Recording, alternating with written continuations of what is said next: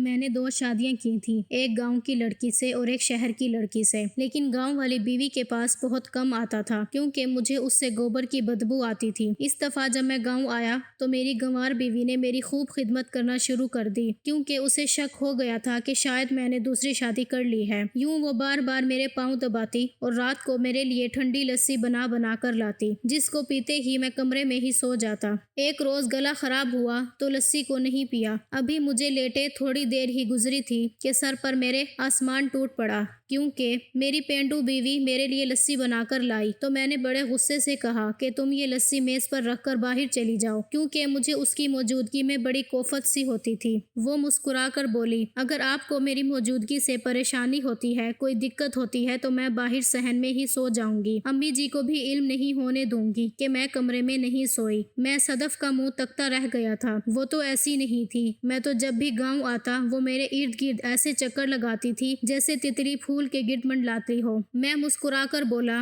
نیکی اور پوچھ پوچھ۔ مجھے یقین تھا کہ میری بات سن کر وہ ایک دم ہی رونے لگے گی، مگر اس کے چہرے سے مسکراہٹ غائب ہی نہیں ہوئی۔ وہ اپنا تکیا اٹھا کر باہر چلی گئی۔ میں تو ابھی تک حیرت میں ہی ڈوبا ہوا تھا کہ آخر اس کو ہوا کیا ہے۔ خیر میں نے کندھے اچکا دیے اور دل ہی دل میں سوچا کہ چلو اچھا ہے، گوبر کی بدبو سے جان تو چھوٹے گی میری، اور ایک سانس میں گھٹا گھٹ پوری لسی کا جگ پی گیا تھا۔ ہم گاؤں کے رہائشی دنیا کے کسی بھی کونے میں چلے جائیں، اپنی دیسی خوراکوں سے محبت نہیں چھوڑتے۔ میں یوں تو زیادہ وقت شہر میں ہی گزارتا تھا، مگر جب بھی گاؤں آتا تو میری پہلی ترجیح لسی ہی ہوتی تھی۔ میں لسی پی کر لیٹ گیا اور اپنی زندگی کی محبت اپنی دوسری بیوی میمونہ سے فون پر بات کرنے لگا۔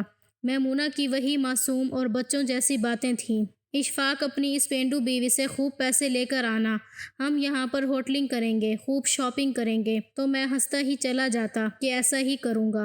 بات کرتے کرتے میں نہ جانے کب سو گیا، کچھ علم ہی نہیں ہوا۔ صبح آنکھ کھلی تو صدف میرے سامنے کھڑی تھی۔ میرا مزاج ایک دم سے خراب ہو گیا تھا کہ اب اس کی بیکار باتیں سننی پڑیں گی، مگر مجھے حیرت تب ہوئی جب وہ مجھے دیکھتے ہی کمرے سے باہر چلی گئی۔ میں اٹھ کر نہایا، کپڑے بدلے، کھیتوں کا چکر لگانے کے لیے بھی تیار ہو گیا تھا، مگر ابھی تک وہ کمرے میں واپس نہیں آئی تھی۔ میں نے آج سارے حساب کتاب اکٹھے کر کے امی کو جمع کروانے تھے، پھر میں نے شہر واپس چلے جانا تھا۔ میں کھیتوں کا چکر لگا رہا تھا جب ہمارا ایک ملازم بھاگتا ہوا میرے پاس آیا اور بولا، چودھری صاحب میری بیوی گھر سے بھاگ گئی ہے، کچھ کریں۔ میں اس کی بات سن کر حیران رہ گیا اور بولا، یہ کیا کہہ رہے ہو؟ تمہاری بیوی کیوں بھاگ گئی؟ تمہاری تو محبت کی شادی ہوئی تھی نا؟ وہ رونے لگا اور بولا، چودھری صاحب ہوئی تو محبت کی ہی شادی تھی، مگر اب کچھ دنوں سے میری بیوی کے تیور بدل گئے تھے۔ رات بھر بہانے بہانے سے اٹھ کر باہر صحن میں جاتی تھی۔ ایک روز میں نے اسے رنگے ہاتھوں پکڑ لیا، وہ صحن میں بیٹھی کسی لڑکے کے ساتھ باتیں کر رہی تھی۔ میں نے اسے پکڑ کر مارا تو قدموں میں گر کر معافی مانگ لی کہ اگلی دفعہ ایسا نہیں کروں گی۔ پھر اس نے سچ میں میرے سامنے ایسی ویسی کوئی حرکت نہیں کی تھی۔ رات میں بڑی گہری نیند سویا، صبح اٹھ کر دیکھا تو بیوی گھر میں موجود ہی نہیں تھی۔ ملازم کی باتیں سن کر نہ جانے میرے سامنے صدف کیوں کھڑی ہو گئی تھی، اس کے بھی تیور بدلے ہوئے تھے آج کل۔ خیر میں نے سر جھٹک دیا اور کہا کہ فکر نہ کرو، شام تک تمہاری بیوی تمہارے پاس پہنچ جائے گی۔ میں نے اپنے 3-4 ملازموں کو آس پاس کے گاؤں میں بھیج دیا۔ شام تک دوسرے گاؤں سے ملازم کی بیوی مل گئی تھی۔ میں نے اس کے شوہر کی موجودگی میں اس سے پوچھا کہ تم نے انتہائی گھٹیا قدم کیوں اٹھایا؟ تو وہ بولی، چودھری صاحب میرا شوہر مجھے وقت نہیں دیتا، میں جوان ہوں، حسین ہوں، میرا بھی جی چاہتا ہے کہ میرے حسن کو سراہا جائے، مگر اس کو تو اپنے کاموں سے ہی فرصت نہیں ملتی۔ ایسے میں مجھے محبت ملی تو اس کے ساتھ بھاگ گئی۔ اب میں اپنے شوہر سے طلاق لے کر اس سے شادی کرنا چاہتی ہوں۔ میں نے کہا کہ یہ تم لوگوں کا گھریلو مسئلہ ہے، جو صحیح لگتا ہے وہ کر لو۔ میں ان کو چھوڑ کر گھر چلا آیا۔ میرا ذہن بہت الجھا ہوا تھا۔ میں زمینوں کے کاغذات لے کر اوپر چھت پر چلا گیا۔ میں کاغذات دیکھنے لگا تھا۔ آج بھی ساری کی ساری جائیداد صدف کے نام پر ہی تھی۔ دراصل صدف میرے ماموں کی بیٹی ہے۔ ہم دونوں ایک ہی آنگن میں کھیل کود کر جوان ہوئے تھے۔ میرے ماموں اور ابو آپس میں کزن بھی تھے اور دوست بھی۔ ان کے نام پر زیادہ زمینیں بھی نہیں تھیں۔ دونوں دوستوں نے بچپن میں ہی ہم دونوں کا رشتہ طے کر دیا۔ تب میں میٹرک میں پڑھتا تھا، اتنی سمجھ بوجھ مجھ میں بھی نہیں تھی، اس لیے اس رشتے پر کوئی خاص اعتراض نہیں ہوا۔ پھر میں جیسے بڑا ہوتا گیا تو صدف سے سامنا نہ ہونے کے برابر ہی تھا۔ وہ مجھ سے بہت شرماتی تھی، اس لیے میرے سامنے آنے سے بھی گریز کرتی تھی۔ میں بڑا ہو گیا تو اعلیٰ تعلیم کے لیے شہر چلا گیا۔ شہر کی دنیا تو بہت عجیب رنگ ڈھنگ لیے ہوئے تھی۔ مجھے شہر بہت پسند آ گیا، اس لیے میں بہت کم ہی گاؤں چکر لگایا کرتا تھا۔ یونیورسٹی میں میری دوستی کئی لڑکیوں سے بھی ہو گئی تھی۔ ایک روز امی کی کال آئی، وہ بہت رو رہی تھیں۔ میں نے وجہ پوچھی تو بولی، تمہارے اکلوتے ماموں چل بسے ہیں، جلدی سے گاؤں واپس آ جاؤ۔ میں بہت گھبرا گیا تھا، جلدی سے گاڑی میں سوار ہوا اور واپسی کی راہ لے لی۔ میری اور ماموں کی بڑی دوستی تھی، وہ ہمیشہ ہر مشکل میں میرے کام آتے تھے۔ امی نے تو مجھے شہر جا کر تعلیم حاصل کرنے کی بھی اجازت نہیں دی تھی۔ یہ تو ماموں ہی تھے جنہوں نے امی کو سمجھا بجھا کر مجھے اجازت دلوا دی تھی۔ میرے دل پر غم کا پہاڑ ٹوٹ پڑا۔ جب گاؤں پہنچا تو مجھ پر اصل قیامت تب ٹوٹی تھی، جب مجھے بتایا گیا کہ صرف ماموں کا ہی نہیں بلکہ ماموں، مامی اور ابو ایک ہی گاڑی میں جا رہے تھے۔ ان کا ایکسیڈنٹ ہو گیا اور کوئی ایک بھی نہیں بچ پایا۔ میں تو صدمے سے پاگل ہی ہو گیا تھا۔ میری امی کی حالت بہت عجیب تھی۔ ہم پر وہ وقت بہت مشکل تھا۔ 2 مہینے میں نے گاؤں میں ہی گزارے تھے۔ صدف بھی ہمارے گھر آئی ہوئی تھی کیونکہ اس کا اپنا گھر تو اجڑ چکا تھا۔ تب میں نے صدف کو بہت غور سے دیکھا تھا۔ وہ تو بہت ہی سیدھی سادی تھی، بلکہ بے وقوفوں کی حد تک سیدھی تھی۔ چال چلن بھی اس کا پینڈو ہی تھا۔ گویا کہ میں بھی گاؤں کا رہنے والا تھا، مگر میں صدف کی طرح بالکل بھی نہیں تھا۔ مجھے صدف سے گوبر کی بدبو بھی آتی تھی۔ یہ اور بات ہے کہ اس نے آج تک گوبر کو ہاتھ تک نہیں لگایا تھا۔ وہ تو بہت لاڈلی تھی اپنے والدین کی۔ جب امی اور صدف کا غم کچھ کم ہوا تو میں نے واپس شہر جانے کی راہ لی، کیونکہ میرے امتحانات بھی ہونے والے تھے۔ شہر جانے سے پہلے میں امی سے کہہ گیا تھا کہ آپ صدف کے لیے کوئی مناسب رشتہ دیکھ کر اس کی شادی کر دیں، کیونکہ وہ میرے جوڑ کی نہیں ہے۔ تب تو امی چپ کر گئیں، مگر جب میں امتحانات سے فارغ ہو کر واپس آیا تو امی نے میرے سامنے رو رو کر آنسو بہا دیے۔ وہ بولی، اشفاق، تم نے 3 لوگوں کی آخری خواہش ماننے سے انکار کیوں کر دیا ہے؟ تم یہ جان لو کہ تمہاری شادی صرف اور صرف صدف سے ہی ہوگی، نہیں تو تم میرا مرا ہوا منہ دیکھو گے۔ میں بے انتہا مجبور ہو گیا تھا، اس لیے مجھے یہ کڑوا گھونٹ پینا ہی پڑا تھا۔ شادی میری مرضی کے خلاف ہوئی تھی، اس لیے شادی کے پہلے دن ہی میں نے صدف کو جوتے کی نوک پر رکھنے لگا۔ کچھ عرصے بعد مجھے پتہ چلا کہ صدف تو ماموں کی کروڑوں کی جائیداد کی مالکن ہے۔ اب اس جائیداد کی دیکھ بھال بھی مجھ پر آن گری۔ مجھے بہت غصہ آتا تھا، لیکن میں نے بھی اپنے لیے راہ تلاش کر لی تھی۔ ہوا یوں تھا کہ میں نے ساری زمینیں وغیرہ ملازمین کے سپرد کر دی۔ میں ہر مہینے آ کر رجسٹر دیکھ لیتا اور باقی کا حساب کتاب امی کے ہاتھ میں دے جاتا، خود پیسے بٹور کر شہر لے جاتا۔ میں نے شہر میں ہی اپنے لیے ایک جاب تلاش کر لی تھی۔ میں نے جاب کے متعلق امی کو بتایا تو انہوں نے اپنا ماتھا پیٹ لیا تھا۔ وہ بولی، یہ تم کیا کہہ رہے ہو اشفاق؟ یہاں تم کروڑوں کی زمین چھوڑ کر ملازمت کرتے پھرو گے؟ میں بولا، امی، دراصل بات یہ ہے کہ میں صدف سے شادی نہیں کرنا چاہتا تھا۔ مجھے نہیں پسند وہ، اسے نہ تو پہننے کا ڈھنگ ہے اور نہ ہی اٹھنے بیٹھنے کا۔ مجھے ڈر ہے اگر میں مستقل طور پر یہاں رہا تو صدف کو اس رشتے سے آزاد کر دوں گا۔ امی کی آنکھوں میں آنسو آ گئے تھے، مگر وہ خاموش رہیں۔ انہوں نے مجھ سے مزید کوئی بات نہیں کی تھی، کوئی سوال نہیں کیا تھا۔ انہوں نے اپنے اکلوتے بیٹے کی قربانی دے کر بھائی کی بیٹی کی خوشیاں بچا لی تھیں۔ شہر میں خوب اچھی زندگی بسر کر رہا تھا۔ صدف کی زمینوں سے کافی آمدن ہو جاتی تھی، وہ میں شہر میں اڑا دیتا۔ میں جہاں آفس میں ملازمت کرتا تھا وہاں پر ایک نئی لڑکی جاب کے لیے آئی تھی۔ اس کا نام میمونہ تھا۔ اس کی جاندار شخصیت دیکھ کر میں اس کے عشق میں مبتلا ہو چکا تھا۔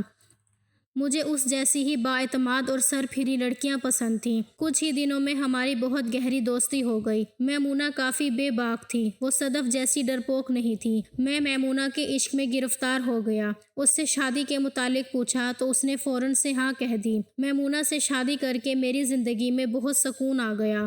میری شادی کا گھر میں کسی کو بھی نہیں پتا تھا۔ میں اپنی سوچوں میں مگن تھا کہ میمونہ کی یاد ستانے لگی۔ میں نے جلدی سے موبائل نکالا اور اسے کال کرنے لگا۔ بیل تو جا رہی تھی مگر اس نے فون نہیں اٹھایا۔ مجھے اس کی فکر ہونے لگی۔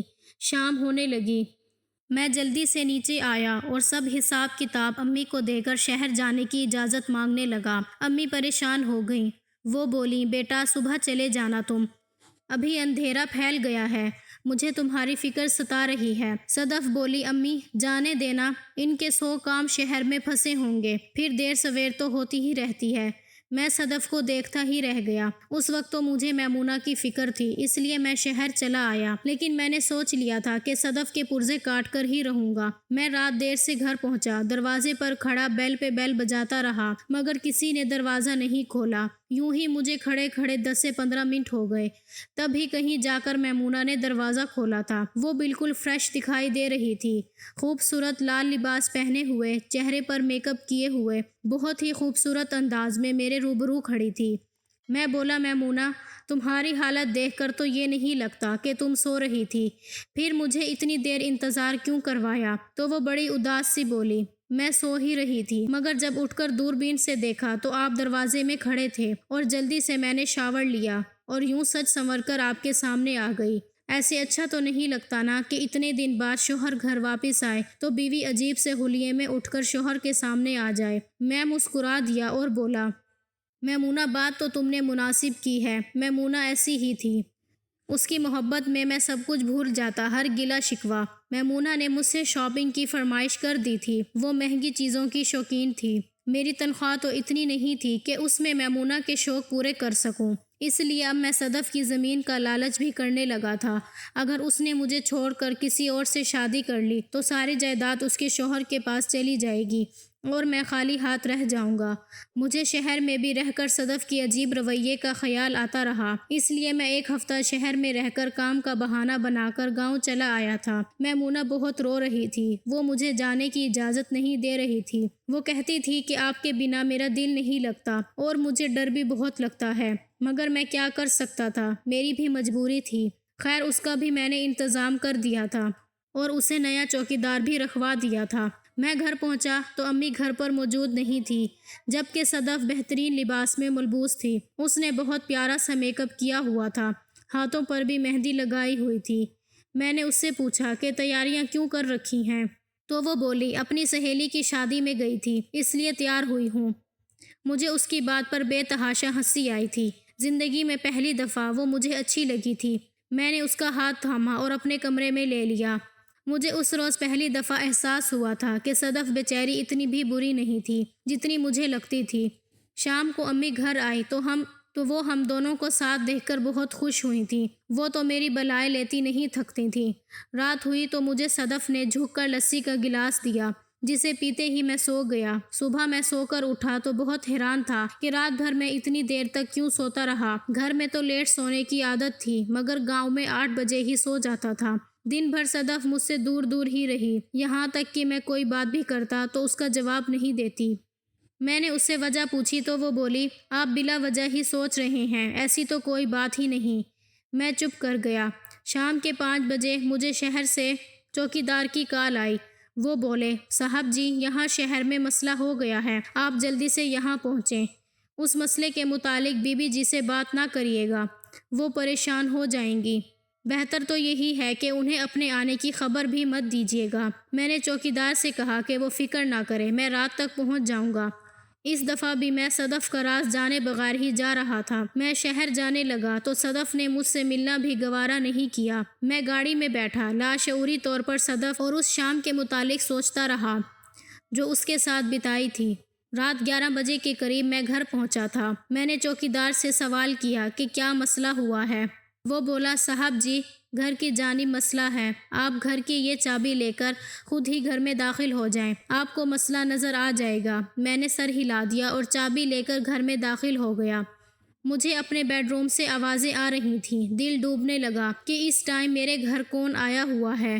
میں جیسے ہی آگے بڑھا تو یہ دیکھ کر میرے پیروں تلے سے زمین نکل گئی کہ میمونہ ایک لڑکے کے ساتھ انتہائی بے تکلفی کے ساتھ بیٹھ کر گپ شپ لگا رہی تھی۔ جیسے ہی ان دونوں کی نظر مجھ پر پڑی تو وہ گھبرا گئے۔ میں ابھی تک بے یقینی کی حالت میں تھا۔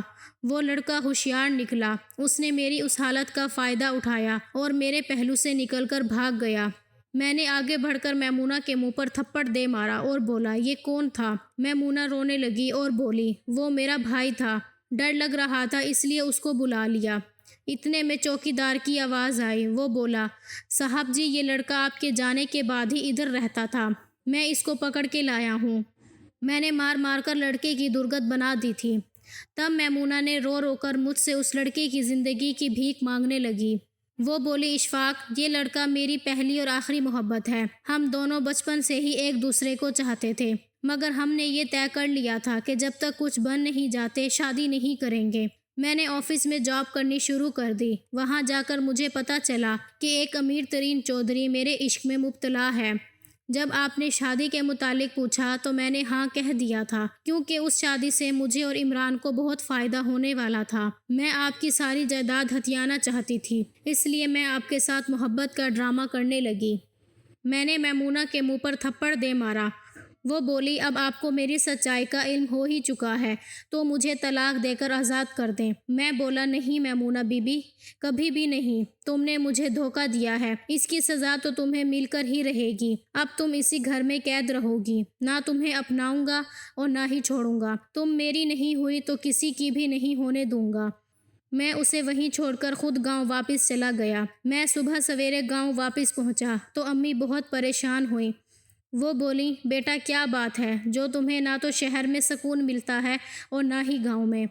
میں چپ ہی رہا۔ مجھے دیکھ کر صدف کو ذرا بھی خوشی نہیں ہوئی۔ میں اپنی ایک بیوی سے دھوکہ کھا چکا تھا، دوسری پر بھروسہ نہیں کر سکتا تھا، اس لیے میں نے اس کے معاملات پر گہری نظر رکھنا شروع کر دی۔ اسے اپنے پاس بلاتا تو وہ کام کا بہانہ بنا کر اڑ جاتی۔ ایک دوپہر میں سو کر اٹھا تو گھر کو خالی پایا۔ ملازمہ سے صدف کے متعلق پوچھا تو اس نے بتایا کہ وہ چھت پر گئی ہے۔ میں چھت پر آ گیا کہ وہ دوپہر کے وقت اس وقت چھت پر کیا کر رہی ہے، اس لیے میں دبے قدموں سیڑھیاں چڑھنے لگا۔ میں چھت پر چڑھا تو صدف اور امی کو ساتھ ساتھ بیٹھے پایا تھا۔ امی اس سے پوچھ رہی تھی کہ صدف تم اشفاق سے دور دور کیوں بھاگتی پھرتی ہو؟ تمہاری مرضی نہیں تھی اس شادی میں کیا؟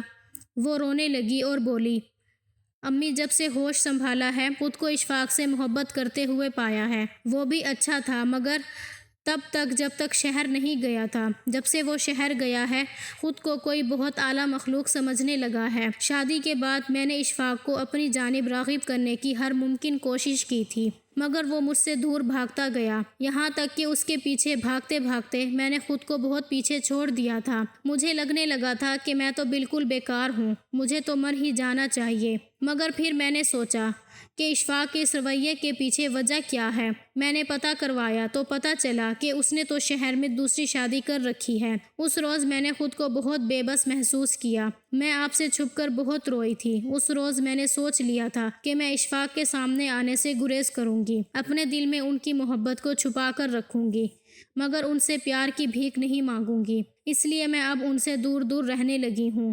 امی کی بے یقینی سی آواز آئی تھی، صدف ایسا کیسے ہو سکتا ہے کہ میرا بیٹا مجھ سے چھپ کر دوسری شادی کر لے؟ تب میں آگے بڑھا اور بولا امی یہ سچ کہہ رہی ہے، میں نے آپ سب سے چھپ کر اپنی پسند کی شہر کی پڑھی لکھی لڑکی سے شادی کر لی تھی، مگر آپ کو علم ہے کہ جب میں گاؤں واپس آ جاتا تھا تو وہ تو میرے پیچھے سے اپنے عاشق کو گھر بلایا کرتی تھی۔ مجھے اس بات کا کبھی علم ہی نہیں ہوتا اگر میں نے نیا چوکیدار نہ رکھ لیا ہوتا۔ میں اسے رنگے ہاتھوں پکڑ کر آیا ہوں۔ وہ اب طلاق مانگ رہی تھی مگر میں نے اسے گھر میں قید کر دیا۔ مجھ سے بے وفائی کرنے والی کا یہی انجام ہونا چاہیے۔ امی بولی بیٹا جو تم نے اس معصوم بچی کے ساتھ بے وفائی کی اس کا کیا؟ میں رونے لگا اور صدف کے سامنے ہاتھ جوڑ دیے اور بولا تم تو بہت اچھی ہو، میرا ہی دماغ خراب ہو گیا تھا جو تم سے نفرت کرتا تھا۔ تم مجھے معاف کر دو، میں تمہیں زندگی کی تمام خوشیاں دینا چاہتا ہوں۔ وہ بولی میں آپ کو معاف تو کر دوں گی مگر میری بھی ایک شرط ہے۔ میں بولا ایک نہیں 100 شرطیں بتاؤ۔ میمونہ کو طلاق دے کر ہمیشہ ہمیشہ کے لیے اپنی زندگی سے نکال دیں اور مجھ سے وعدہ کریں کہ آج کے بعد کسی لڑکی کی طرف نظر اٹھا کر بھی نہیں دیکھیں گے۔ میں نے اس سے وعدہ کر لیا، میمونہ کو طلاق دے کر آزاد کر دیا۔ میں نے اپنی زندگی کو ماں کے سائے کے نیچے گزارنے کا فیصلہ کر لیا تھا۔ ناظرین آپ کو ہماری آج کی کہانی کیسی لگی؟ کمنٹ باکس میں اپنی قیمتی رائے کا اظہار ضرور کیجیے گا، اور اگر کہانی اچھی لگی ہو زیادہ سے زیادہ لائک کریں، شیئر کریں اور سبسکرائب کرنا مت بھولیے گا۔